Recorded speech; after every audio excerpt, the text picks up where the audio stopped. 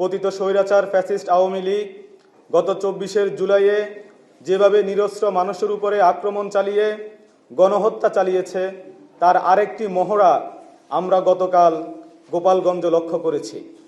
জাতীয় নাগরিক party NCP জুলাইয়ের 1 তারিখ থেকে 30 তারিখ পর্যন্ত মাসব্যাপী যে গণপদযাত্রার আয়োজন করেছে, তার অংশ হিসেবে গত 15 জুলাই পর্যন্ত 4টি বিভাগের 32টি জেলায় টোটাল 32টি জেলায় গণপদযাত্রা সফলভাবে সমাপ্ত করতে সক্ষম হয়েছে।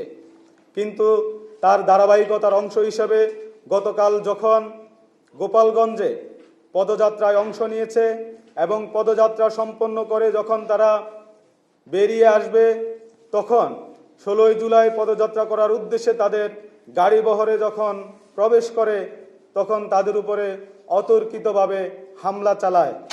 আমরা দেখেছি গোপালগঞ্জে জাতীয় নাগরিক পার্টির পদযাত্রার দিন তারিখ প্রস্তুতি দেখে নিষিদ্ধ আওয়ামী লীগের সন্ত্রাসীরা সারা দেশ থেকে গোপালগঞ্জে জড়ো হতে থাকে।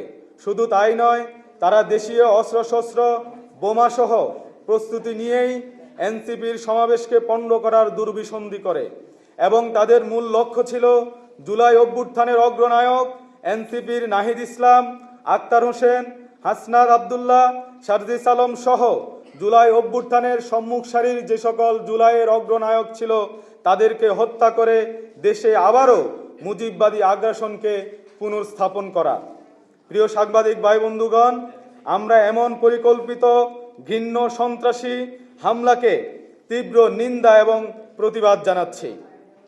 আমরা গভীর ক্ষোভের সাথে লক্ষ্য করছি যে এই সন্ত্রাসী হামলাকে ঘিরে অন্তর্বর্তী সরকারের চরম উদাসীনতা এবং দায়িত্ব অবহেলা লক্ষ্য করছি, যা স্বরাষ্ট্র উপদেষ্টার বক্তব্যে খুব স্পষ্টভাবে ফুটে উঠেছে।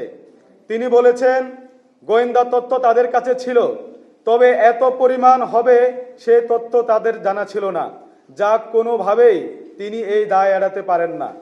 আমরা স্বরাষ্ট্র উপদেষ্টা এবং সংশ্লিষ্ট দপ্তরগুলোর এমন উদাসীন ও দায়িত্বহীন আচরণ ভবিষ্যতে জুলাই যোদ্ধাদের নিরাপত্তাকে আরও বেশি বিপন্ন করবে বলে ধারণা করছি। নাহিদ ইসলাম 24 ঘন্টার আলটিমেটাম দিয়েছে। আমরা গতকাল মশাল মিছিল শেষে মহানগরী উত্তর এবং দক্ষিণের পক্ষ থেকে আমরা 24 ঘন্টার আলটিমেটাম দিয়েছি। এর মধ্যে 25 জনকে গ্রেপ্তার করা হয়েছে, কিন্তু আমরা এতে সন্তুষ্ট নই। আমরা বারবার বলেছি, গোপালগঞ্জে অন্যান্য জেলা থেকেও চিহ্নিত সন্ত্রাসীরা ওখানে গিয়ে পুনর্বাসিত হয়েছে, তারা আশ্রয় নিয়েছে। প্রত্যেককে চিহ্নিত করে প্রত্যেককে গ্রেপ্তার করে সর্বোচ্চ শাস্তির আওতায় আনতে হবে।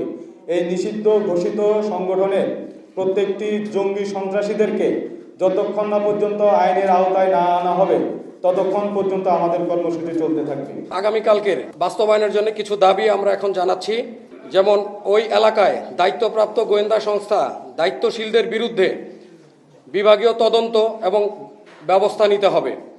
ভিডিও ফুটেজ দেখে চিহ্নিত ও দোষী নিষিদ্ধ আওয়ামী সন্ত্রাসীদের গ্রেফতার করে বিচারের আওতায় আনতে হবে। এনসিপি জাতীয় নাগরিক পার্টির বাকি পদযাত্রায় নিরাপত্তা আরও জোরদার করতে হবে। গোপালগঞ্জে জুলাই যোদ্ধাদের উপর যে নৃশংস হামলা পরিচালনা করা হয়েছে, সেই হামলার প্রতিবাদে এবং জড়িত অপরাধীদের এবং সারা বাংলাদেশ জুড়ে যে আওয়ামী সন্ত্রাসীরা রয়েছে তাদেরকে গ্রেফতারের দাবিতে আগামীকাল 18 জুলাই রোজ শুক্রবার জাতীয় প্রেস ক্লাব চত্বরে বিক্ষোভ সমাবেশ করবে এবং এই সমাবেশটি ঢাকা মহানগর উত্তর এবং ঢাকা মহানগর দক্ষিণ এনসিপির যৌথ উদ্যোগে আয়োজিত হবে এবং বিক্ষোভ সমাবেশটি বিকাল 4টায় শুরু হবে।